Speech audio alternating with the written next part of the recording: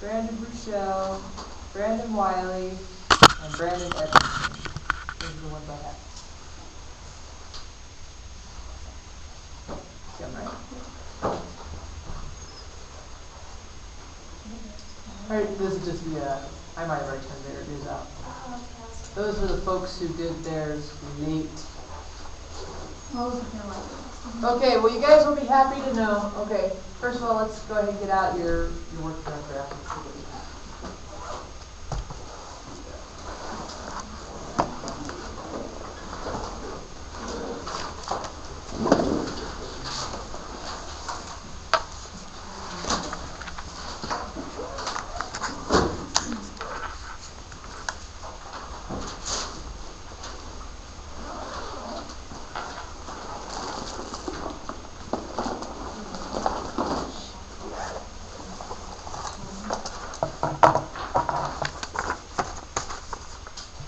Today is the 6th of November. Yay!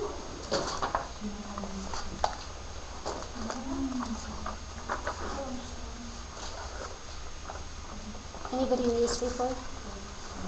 Right. We're not turning them in. Oh, not for me. Okay. Nope, just that's for you to work. We're gonna work with it.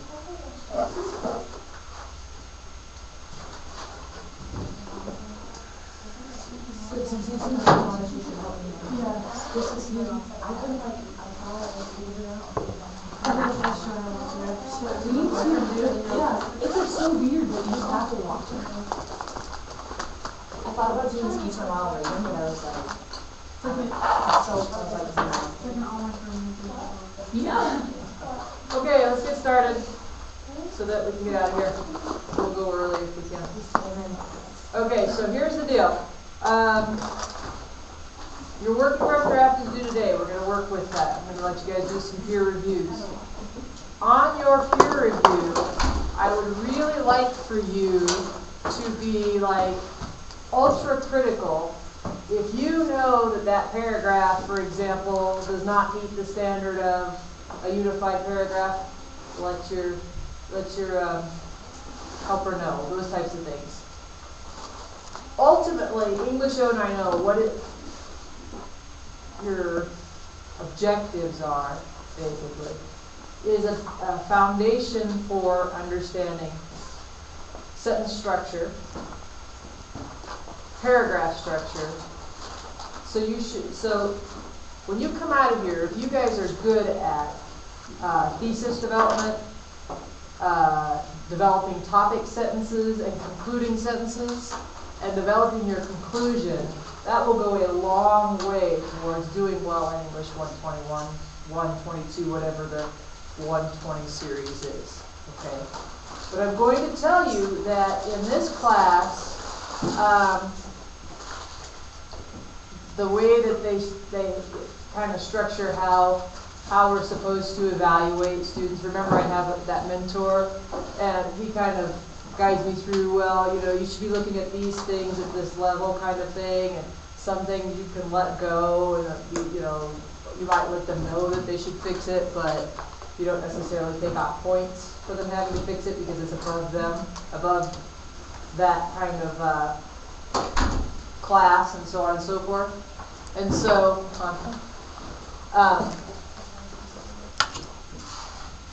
if you're getting A's and B's on papers in this class, the likelihood is you'll probably get a B or a C in 121 for the same exact style thing, because they're going to be more rigorous about what they're looking for, right?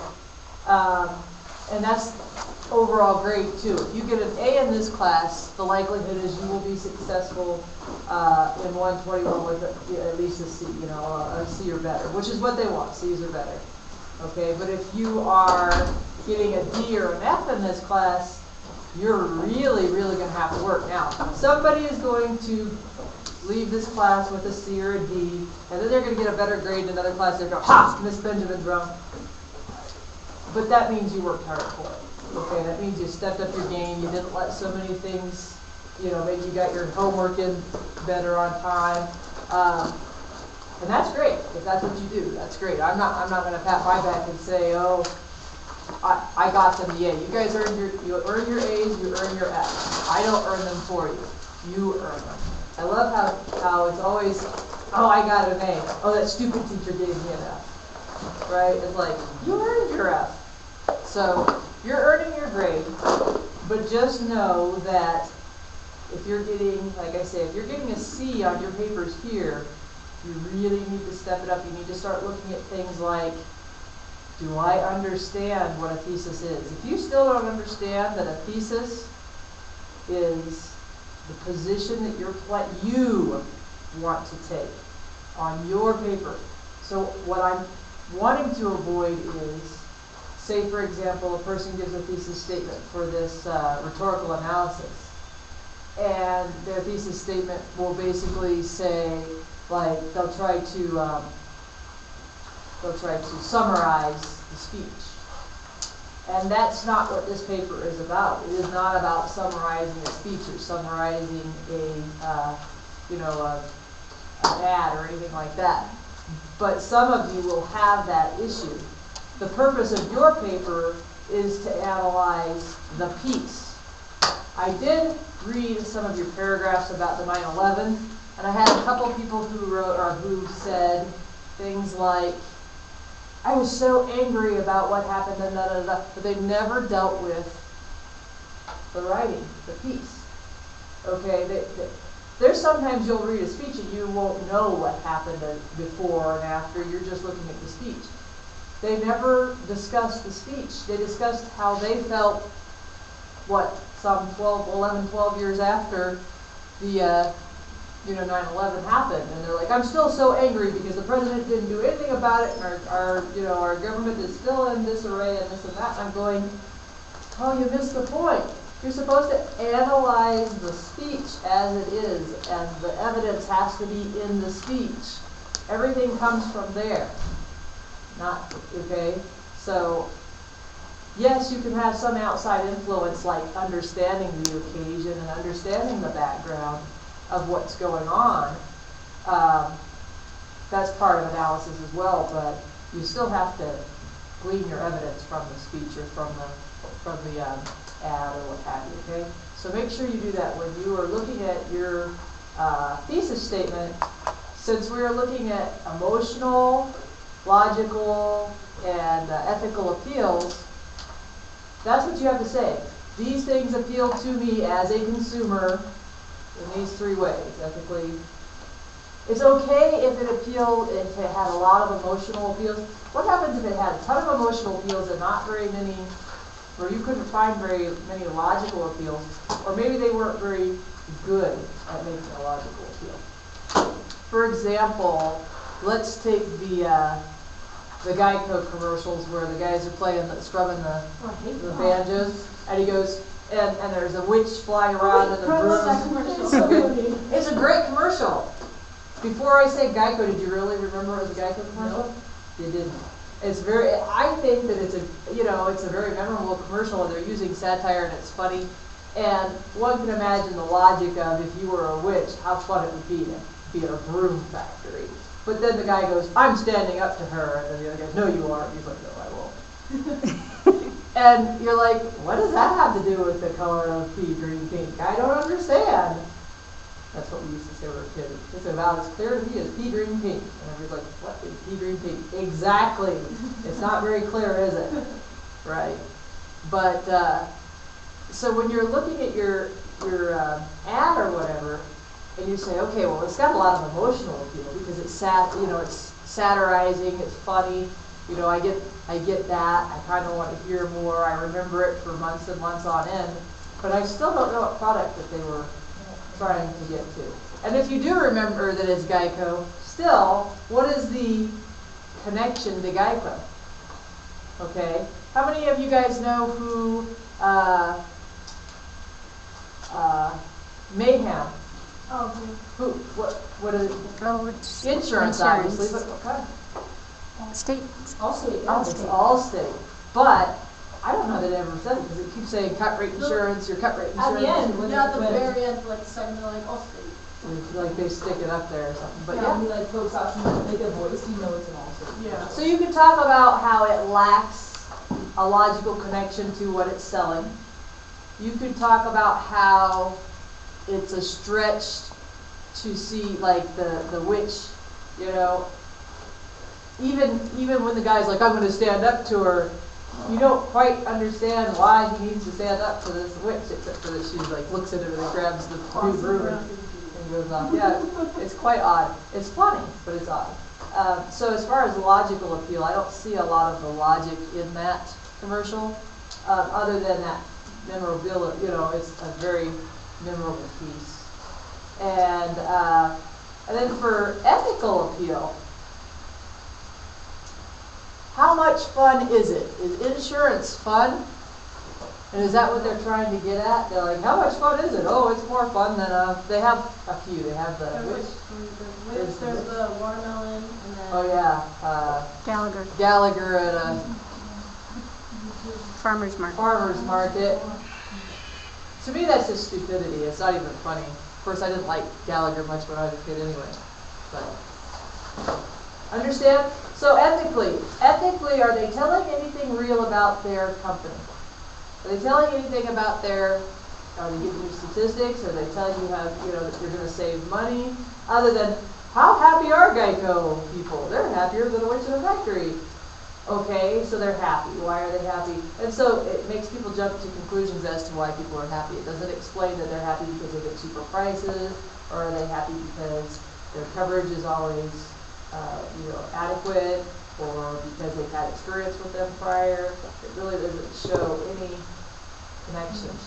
So those are the types of things if you're going to write about, you could say it's bad. You don't have to always say it's good. I don't know why people always think that they have to pick something that they like. Have you ever went to, like when you did your restaurant review, how many of you guys picked like your favorite restaurant and went through it? what restaurant? Yeah, oh, she did it as a restaurant review. The review, so a lot of people did, a couple people did restaurants, a couple people did items. Well, if you did a restaurant review and you went to your favorite restaurant, it would almost be a biased review, right? Because it's like, well, I already have these really high expectations because I've been here so many times over. That's why if you were going to review something, you really, it's okay if you've been there before, like if I review an employee or something like that, but you know, you have to pick your criteria and so on and so forth, and it doesn't always have to be a good review, right? So, or it doesn't always have to be negative. Some people do that too. Well, except now when you give a review, you're supposed to pick at least one thing bad. Yeah, you're supposed to. It's called praise, correct, praise. That's the new feature in what you're supposed to do when you're dealing with employees. You praise something they did, you praise something they didn't do right, and then you praise them for something else and send them on their way. See, I don't believe in reviews. I'm sorry. I don't. If you're screwing up, I'm going to tell you you're screwing up. Yep. See, I don't. And I would believe, I do believe in reviews, but I believe that they need to be ongoing. They can't just be at the end of the year. Yeah, if you're screwing up, I'm going to tell you. If you're doing something I don't like, I'm going to tell you. But I'm also going to tell you that you're doing a good job. So, I can always count on you for this kind of stuff. Yeah. But I hated doing reviews. Yeah. The thing about when I do my reviews is everybody knows that if anything surprises you in your review, then you really have a problem. There's nothing that should surprise my employees because I've already either gotten after them for it and they've corrected it or haven't corrected it. If they haven't corrected, you're like, I've told you this how many times and you haven't corrected it. That's it. It's in your review now. Right? So that's that works. Okay, guys. So that was my lecture on really looking at your thesis statements. Make sure you understand that you need to put what you are doing. What focus is your paper going to be without announcing my paper is about, okay? And then topic sentences. I'm still lacking some of those, or I'm having to tell people topic conclusions. Remember, when you go to read your classmate's paper, act like you could just take that paper and cut it and take each paragraph individually and just read one paragraph and say, does this make sense without any of the other paragraphs around it? Because if it doesn't, then you don't have paragraph unity. Okay? It needs to make complete sentence. It also has to be whole, okay, like, it has to have the bun. Remember when you were a kid and they used to have you write, you had to write your topic sentence in the bun, and then you at least had to have the hamburger patty, and then another bun? You remember that when you were a kid? Okay? And that hamburger patty was your, well, the bun was your thesis or your topic sentence, and this was your explaining sentence, and then that was your conclusion sentence. And then your teacher explained, but if you like ketchup on your hamburger, well, then that's another layer. And you got this other layer of ketchup, and you got to put another sentence in. You remember that when they were teaching that? I feel like I missed that day. Well, if you missed that It's day, like go second back. grade, it's okay. If you missed that day, go back to that day. Serious, serious, serious. Sometimes we get too big for our britches. We really do. When it is really as simple as introductory sentence, okay, call it an 8-paragraph accordion essay, where you have it, or 8-sentence, not paragraph, 8-sentence accordion paragraph. But it's that same thing about the hamburger, where, well, you at least have to have a bottom hamburger and a bottom bun, or you don't have a hamburger. Oh, but if you put cheese on your hamburger, that's another layer. If you put, you know, and so on and so forth. Gotcha. So do that with your person's essay.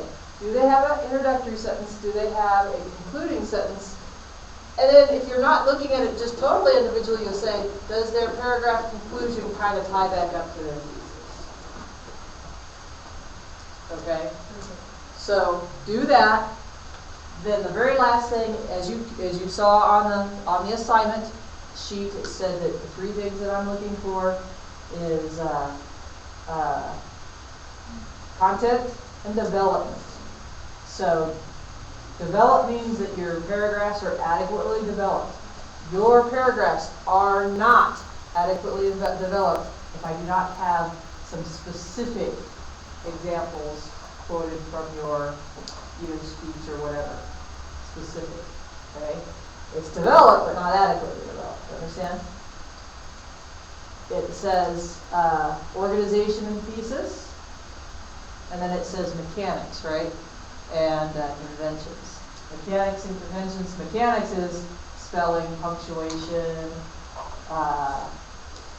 And the left off is due Thursday. So you have Tuesday, next Tuesday. It's not due in a day. It's due on Tuesday. Okay? So that's what you're going to do. So go ahead and get with your partners if you have your rough draft. Any partner you would like?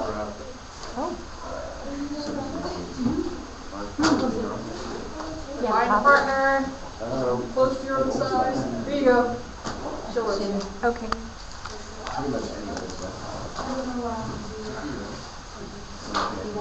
Yeah, I'll come to you.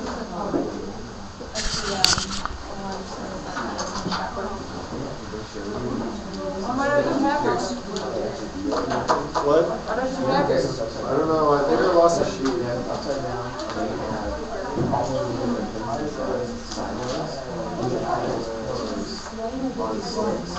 Yeah. So I see that Jen has hers. Alex, you have yours? Yeah. You did. Kim, you have yours? No. You don't? Dylan Vogel, you have yours? Joey, do you have yours? Keely Ryan, do you have yours? Ma'am? Max, do you have yours? I don't have like a whole draft. As like a part What do you have?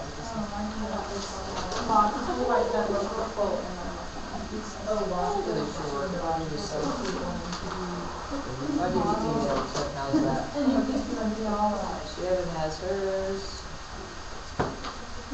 Okay guys, you're losing points. Half credit for next time, Thursday, okay? I did so bad.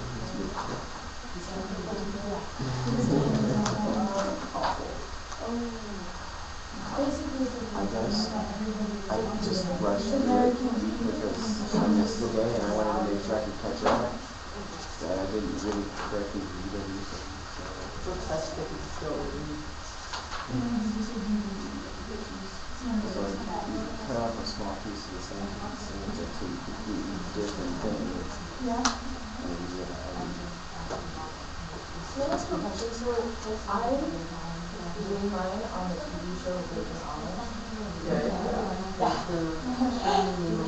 And I just, is that okay that I do that? I mean, it seems kind of broad, but I mean, really, it's really not that broad. The whole thing is too broad. But if you pick an episode. So I have to pick an episode.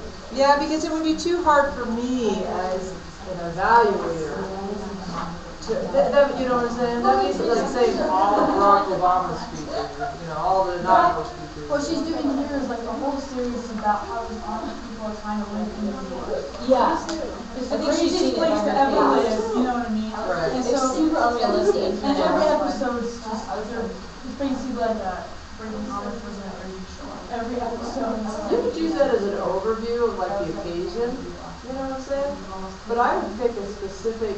Because I think that I could break this down like, you could feel some emotions of like, I'm just kind of doing everything, because it's like, it's dragged out. Yeah, You know what I mean? it's It's not just like, drama. one episode is like really hard to just diagnose everything in it, because one episode is very emotional, and then the other one is like, okay, this isn't logical, you know? And then, because it's not always about one thing, like, you You're know? trying to evaluate.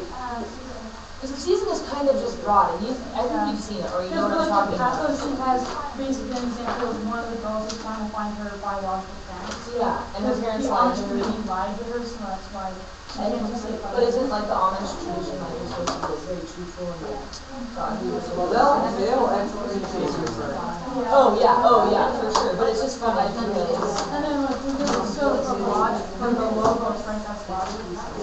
I basically said that one of the girls, Kate, wants to be a role model, which is like the American dream, which is not a real, it's not a reality. So like we said by her looking at magazines and stuff like that, she wants to be a model. It's not a down to earth dream. She's basically a media document. That's she's Well, what's the show's treatment of these ideas? basically the show is giving her everything she wants. yeah. You know, because that's the difference between your topic being way too big, way too broad, is that you have to deal with how is the show treating the situation. One situation is more than enough. Like if you want to pick, you know, this girl's situation. I don't care if you want to pick the girl's situation over a period of time. Would you basically say by then going to New York and media being involved, how is the conflict you're excluded from the Amish community now. All these people are So you're saying like take one thing like we took them being Amish and now coming into the real world, take that and use the Well, emotional. take one of the scenarios. So I think I remember something on the Today Show about them. And they wanted to be on, these girls wanted to be on that show, so they left their community. So knowing that they'd probably be shunned from the community.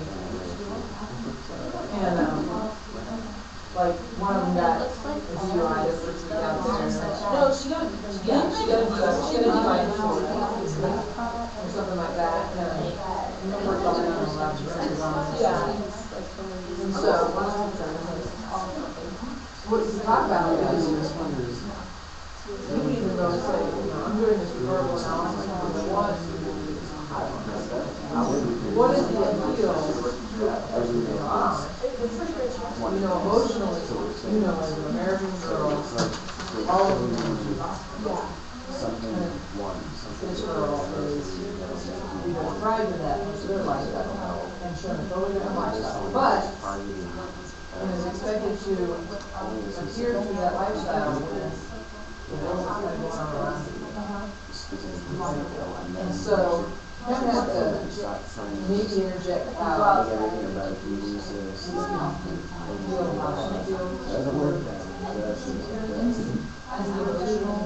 So maybe like pick Kate's DUI and then go off of that, or one of the one situation where you can really follow it, and say, here's the emotional approach. Or if you're gonna do the girl who wants to be the emotional appeal of wanting to be a model is, you know, you want to have a certain body style, a certain age. You want to have, you know, you think of those people as being very, very loved and very well known and respected. Yeah, what does it take to do that? There's a huge emotional pull that's taken on somebody who's supposed to be very covered and, you know. Yeah, and so, yeah. There's a lot of rumors that that's being fake. Would she realize that it'd be fake? Well, Well, that is part of the emotional pull is what's the feedback that people are giving their soul. You're selling us some money and it's all stated. Yeah. Because each character has an allergy on it. So it's like, it's hard to get, like, you can Google pictures and like, a couple of them are just like the family and like Facebook pages and stuff, like. Yeah, it makes you wonder, so as far as ethics, ethically, these girls, their ethics are way off. Yeah. I mean, because ethics is supposed to be community ethics, right? Morals are one thing, but they have certain ethical principles, and they are totally off base. And is it those girls' fault or the producers' fault of all these major ethics violations?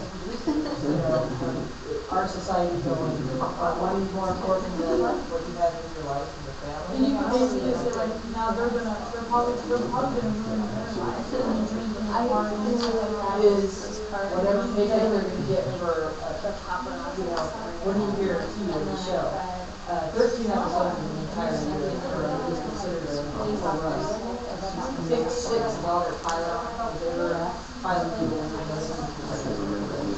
6, they usually give a person, let's say, like if you get a contract, you usually get 6 episodes.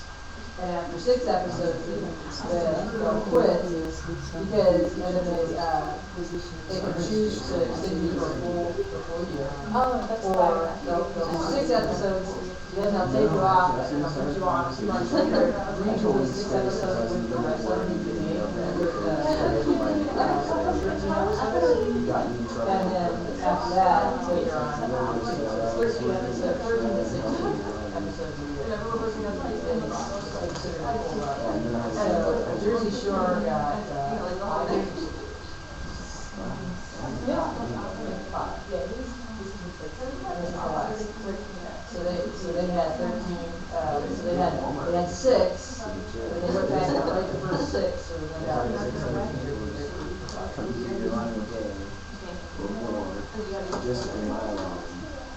But I think you don't have too much to talk about. Okay. And have to be too vague, where I would rather use more specific. Okay.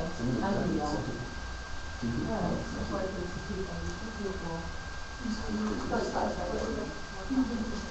When you think you have a really good handle, you want to see me, you can.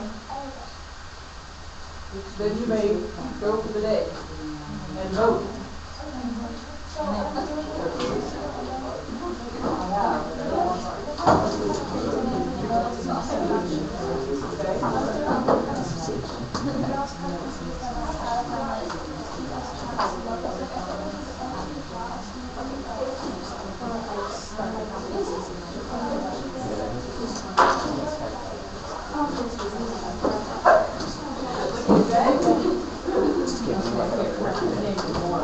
That's the point, it's more. Maybe I don't understand the concept, but that's So like, mortuary, or a board, things like, those things are,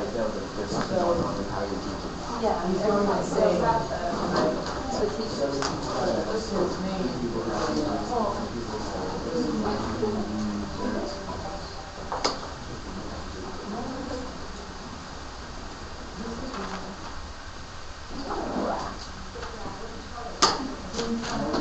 So he realizes that he has multiple personalities happening. Is he like I don't know. Let's call it each office notice for commercials from the speech. Okay, yeah.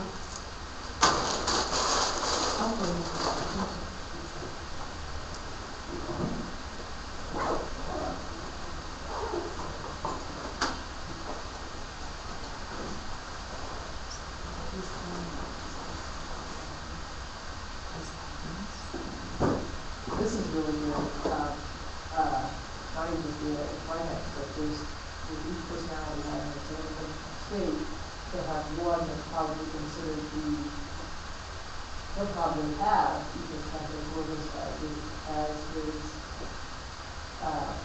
because most people do when they divide up, they've got the logical person in their head, the one that tells you this isn't real, you're reality somewhere else, and that's the one that tries to start reasoning.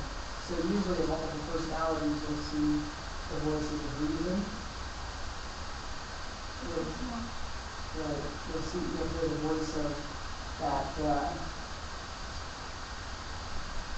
passionate voice that kind of urges you to do things that you shouldn't be doing. What would that voice be called? So we have the voice of reason, and then the one that stimulates you to do things you shouldn't do.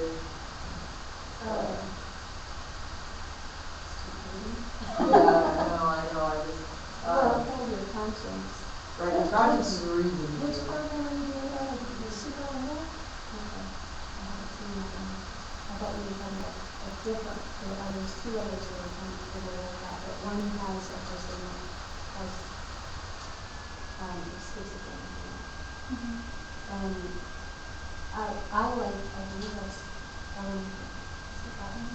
You'll usually have the creative voice, and that creative one is the one that often, you have a reason voice, a voice that will say, now, we do this. So have that creative voice that doesn't necessarily look at consequences. How do I incorporate all that into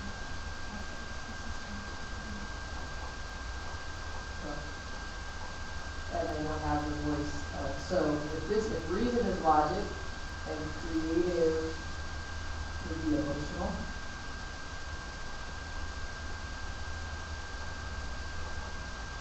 And then you still have to have your ethical. And your ethical person is going to be conscience. Because more of the reason and ethical It's okay for them to have both, but the logical person is going to say 2 + 2 equals 4, whether or not 4 is a bad place to be.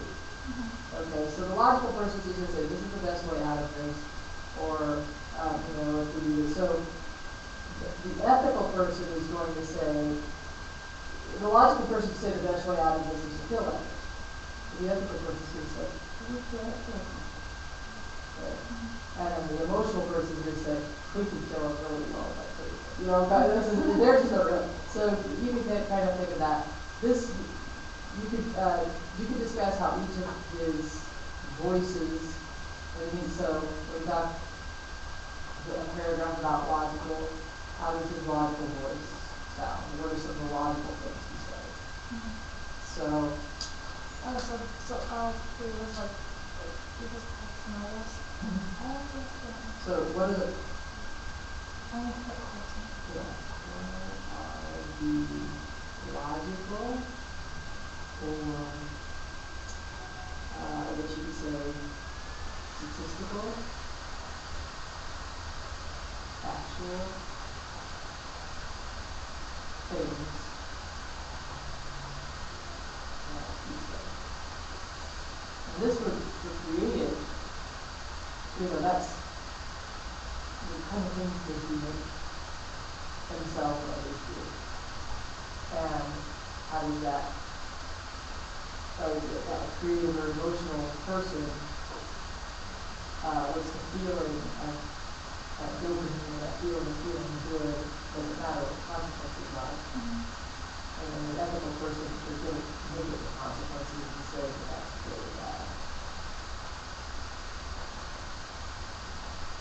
Or look at religion.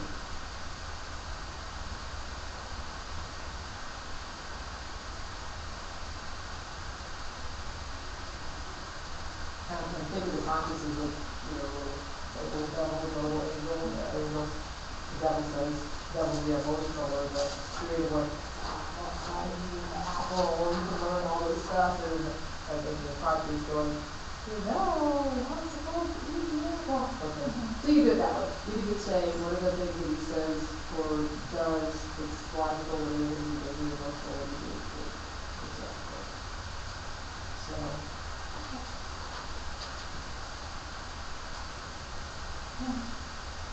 So he created John. So John is the emotion. Yeah. So John is the Because sometimes John is there like that.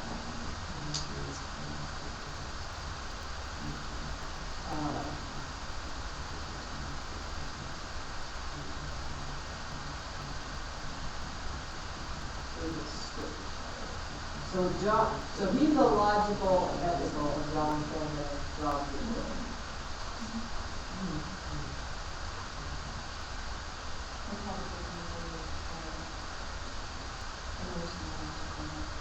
So really, all you need from what I'm stating here, You want to get some quotes? you need some quotes. But you also need some. Okay, where's the thesis here? It's just how it is in the thesis.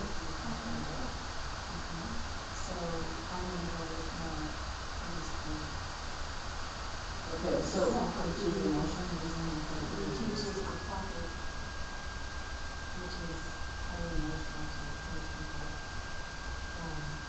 You just keep that in and show them looking at this, so you add not only the position, but the three points, that's when you cover moving process.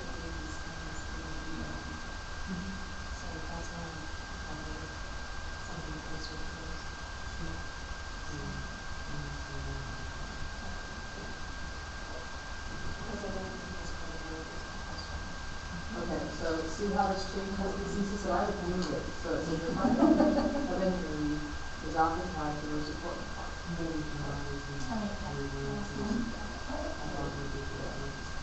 This proves to the psychological secret window. You can explain here, I'm just going to put it back and move it up.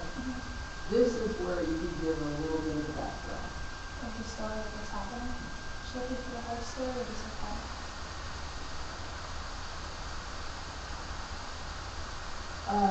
Psychological secret window, where just the tagline, like where a young man ends up developing multiple personality syndrome in order to deal with reality. The climax of this movie uses Lucas Pappas and Logos effectively in order to show the viewer how the main character, Mort, right?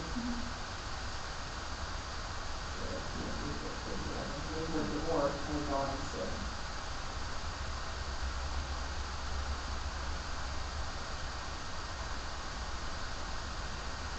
Does he use that to keep from going insane, or? You don't really realize until the climax of the movie. When you're looking and you're just talking about really what things happen. You're trying to mix it up.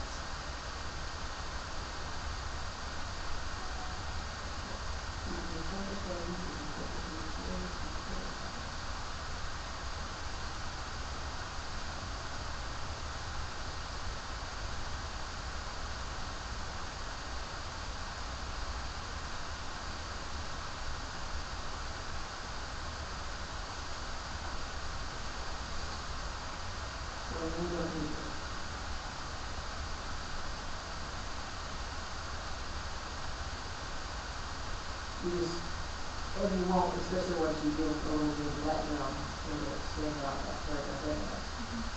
Like, and then that's your last sentence. And then your body paragraph 1 will be, how does he use defense? Like horrible defense.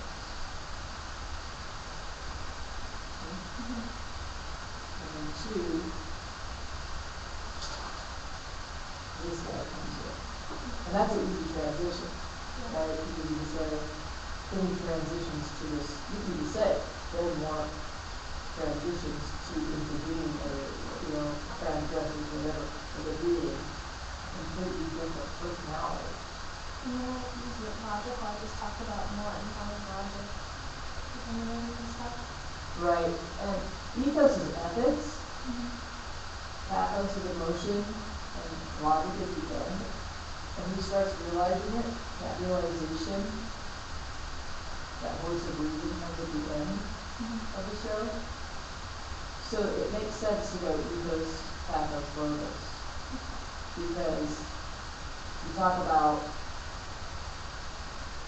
ethically this guy is, he's been a pathological murder kind of person, right? He's gone through what's making him, what's driving him that way. You could even divide up and say what are Mort's ethics compared to what is John's ethics. Because remember they can change. Right? Because ethically, John probably thinks they deserve it. Justified it. Whereas Mort says, no, you can't kill people. John's going, they deserve it, they just right, they did this, right? So John is that, let's justify, and justify the means kind of guy.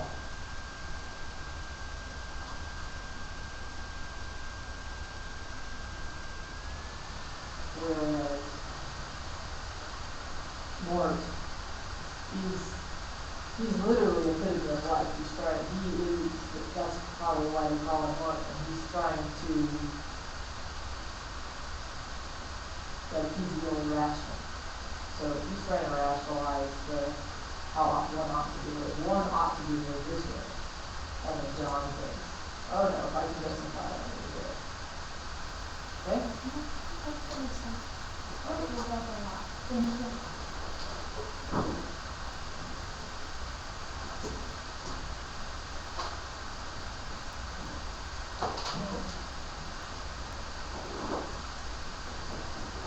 Did you vote? I was going to here. Go vote. I'm not registered with precinct or something, so I have to go to this other place in my house. This is retirement home or something. What about you? I voted today. That's cool. I have to take my son out for the first time. Oh yeah? Yeah. My daughter did it via the ballot to send it in. Yeah. And she said, I let her do it. And when she closed her envelope, I asked her what she said. And she told me. But I said, and she said, did I do it the same as you? I said, no, not all of them. She voted for the same president. She voted for the same district judges and stuff like that. But when it came to the concept, or the things, and we're up in Monument, so we had to vote for their wanting more money, the tax levy for their more fire stations, or to keep the fire stations that they have.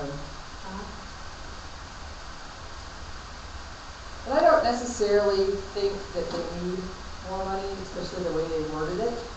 I'm okay, I don't mind supporting, I don't even mind having higher tax, but they literally said that we get to tax you at 3 mils until 2016 or something like that, starting in 2013, and it doesn't change if we decide to have some other, this is the Miss Benjaminism of how they change the wording, but at the very end they said, but any other fees or anything that we deem necessary, we're still going to add. And I'm like, well, if you're going to add what you think's necessary, then I'm not giving you extra.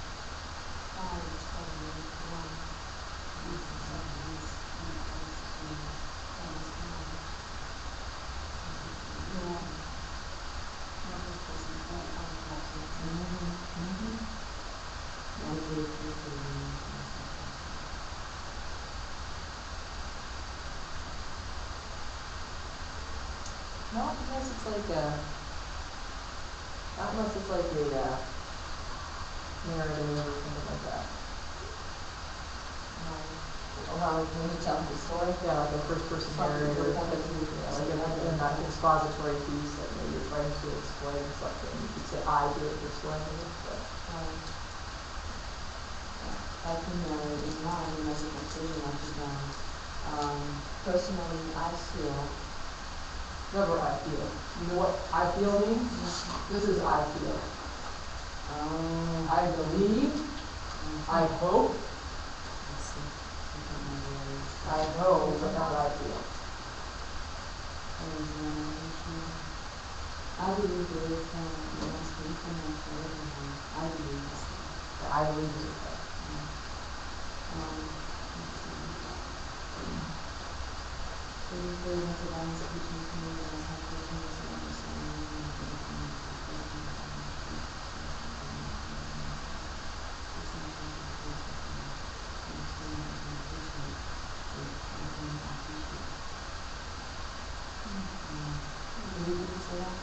As a student, I can appreciate it. Yeah, because you said you qualified it with as a student, and you're kind of, that's a little different. To be a better student. I'm just saying this out of context, hearing you from a distance, so. Alright, reading President Obama's speech makes me realize how fortunate some of us are in living in a better community. President Obama shows consideration to all Americans and wants to offer the same chance of education to all.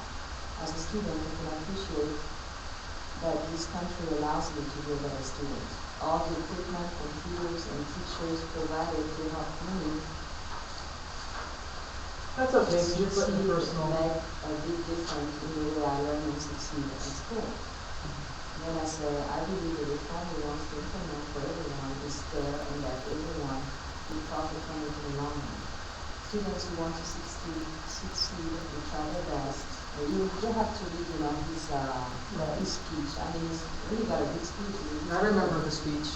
Yeah, it's dedication of the 21st century. He points out how the education system is really failing. Yeah, with the because students. allowing students to be freaking, even here.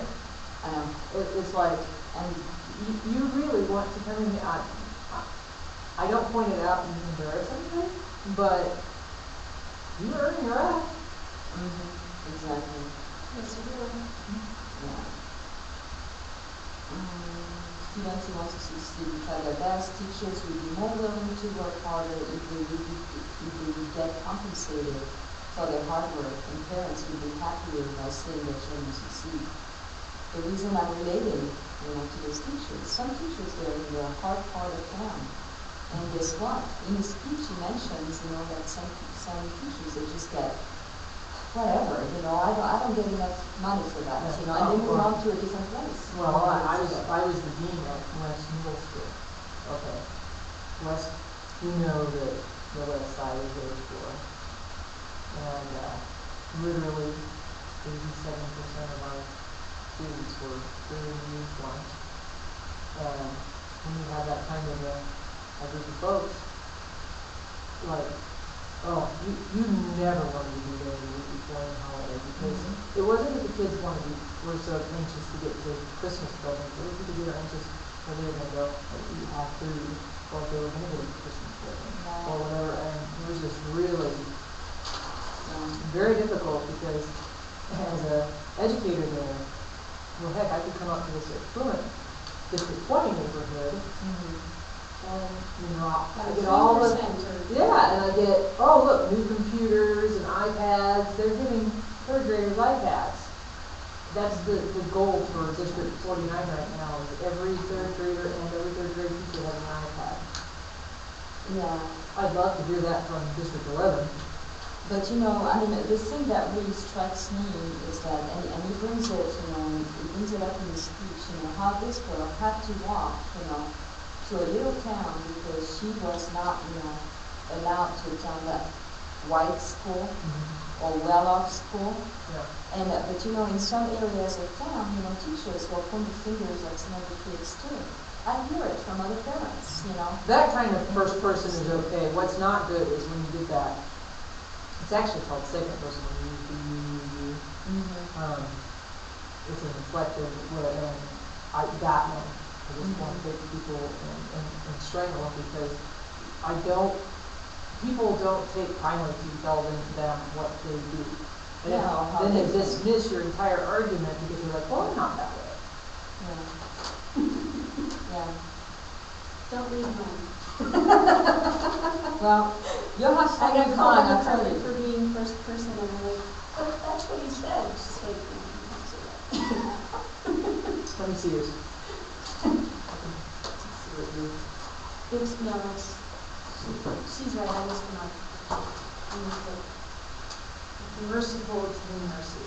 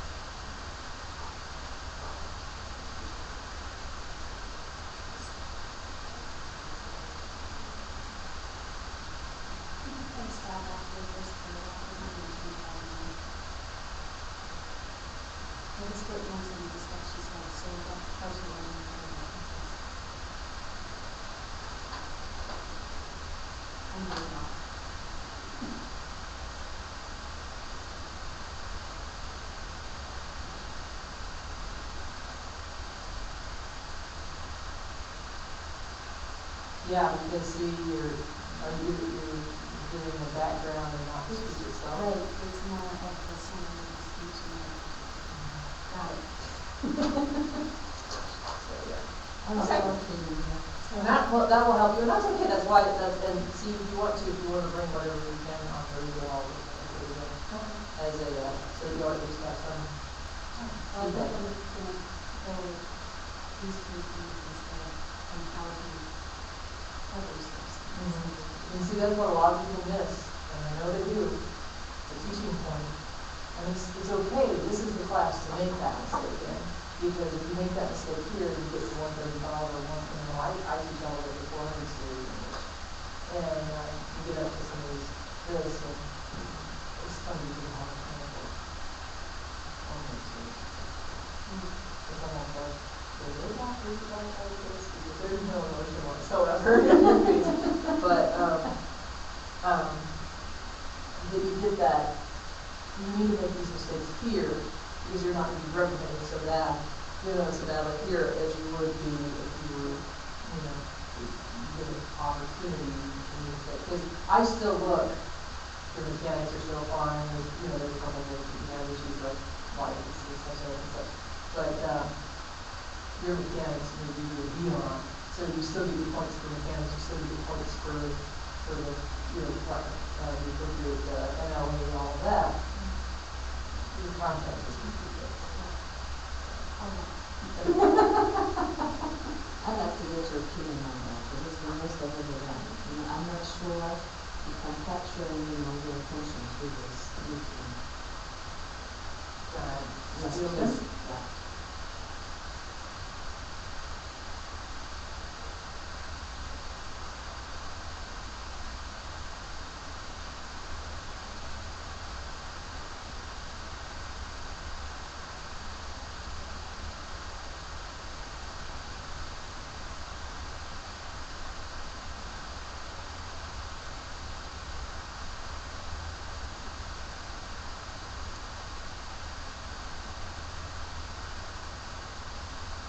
I think which are following.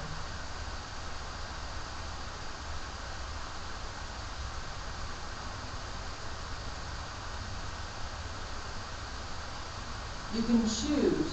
You can either write out appeal to emotion, appeal to ability, and appeal to reason, or you can just say, his speech can be evaluated using the following rhetorical tools.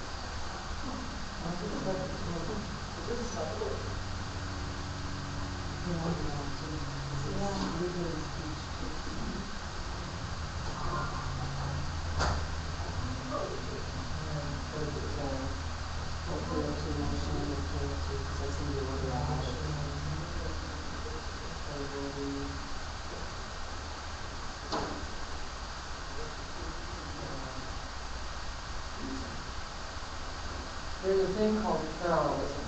So what parallelism is if you do it this way here, see, you said appeal to emotions, appeal to credibility, and appeal to reason, you actually go well, and then the person goes right, and you don't have to take that, if you take them out, you have to take, you put it ahead, but the thing is the three criteria that appeal to you,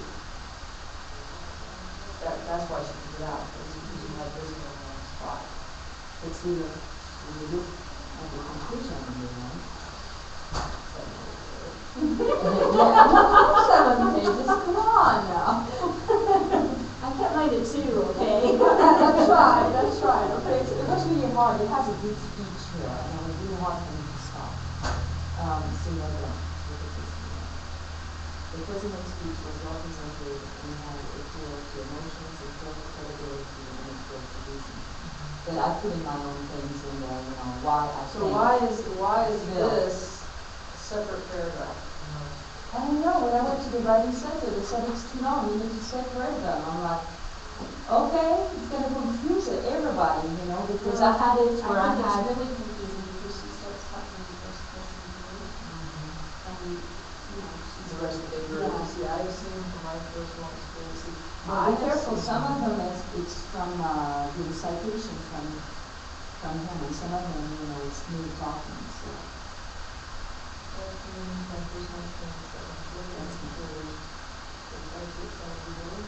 Yeah, this is mine.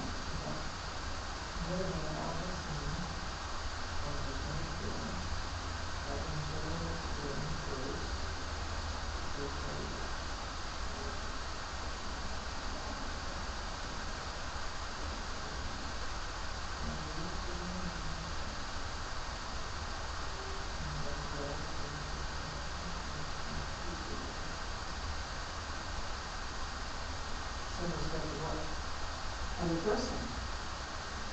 They should be respected and not disparate. You know, I mean, he points out is, it really makes you feel bad, you know, for these children, the way that they're being, you know, looked at. Troubled kids, they'll never learn, you know, it's kind of like prejudging a child.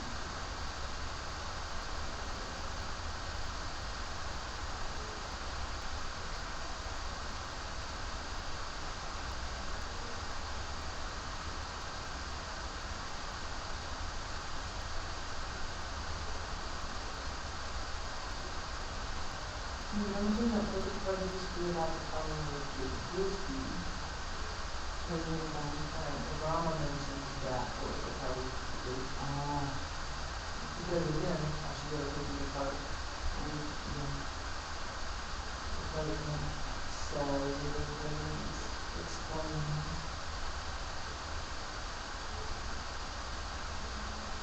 And when you do the MLA, you just put the page like this, right? So you can go through it. So here, since it's 1, 2, 3, 4, 5, you need to make this a supplement and make this a block.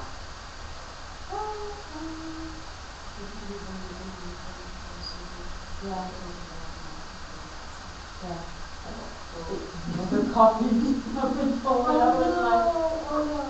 then after your block quote, you need, it would actually, he mentioned that as his own, and then this comes down and you have his own little paragraph, and then you'll need a paragraph conclusion that kind of ties that, what point were you trying to make, and why did you put that there? Okay.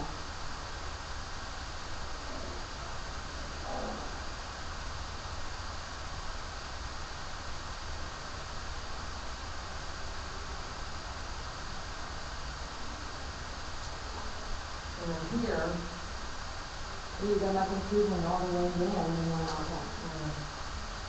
So when you do so many paragraphs, I'm looking at it, I'm like, the emotion was deistics, whereas the pathos and prose and logos, I'm like completely, all over the place. Well, not all over the place, so many paragraphs of things.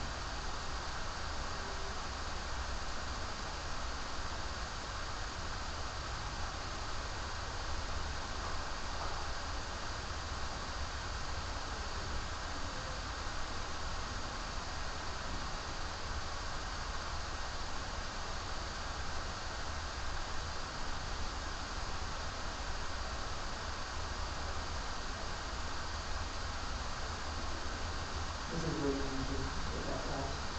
There you go. Okay.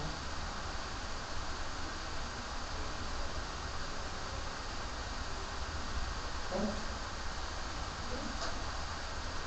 So you just do your block coat, and then after that you indicate why you decided on all of this. Yeah. Okay, that makes sense. Or, you presented before, but then you always have to have that, how do I, you always tell a person, am I just blindly quoting something, or this, you could even say, the aforementioned quote, or, this quote really brings out emotion, particularly when Obama says, uses the word shattered, you know what I'm saying? Yeah. Because you explain to the reader, I use this quote because it was very meaningful, and pretty normal. Okay. Okay, so you would draw the quote first. Like, I didn't know how to do it, so I did the quote, and then I spoke in between, and then I did the quote, and then I spoke some more. So you repeat all the quote, and then, President Obama mentioned that political parties disagree about the problem of education. He says, da. Okay. Now, that appeals to you emotionally, whatever, however it appeals to you, right? You're going to say,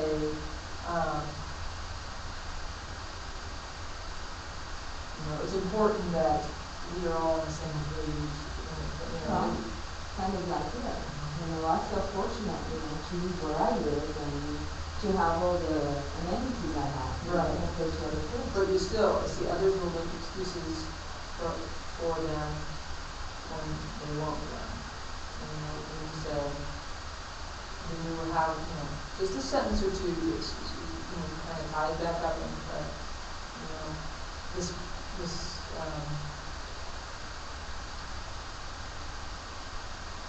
President Obama's words impact you in a way that, it doesn't even have to be you.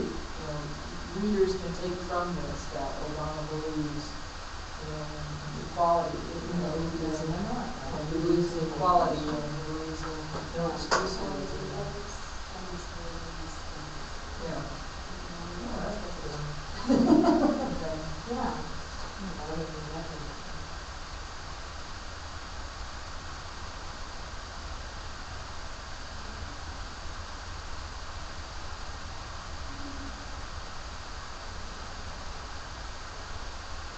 The efforts, it could be emotion, whatever. It doesn't matter. Okay.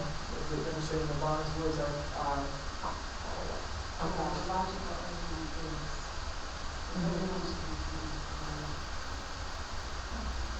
you're doing it.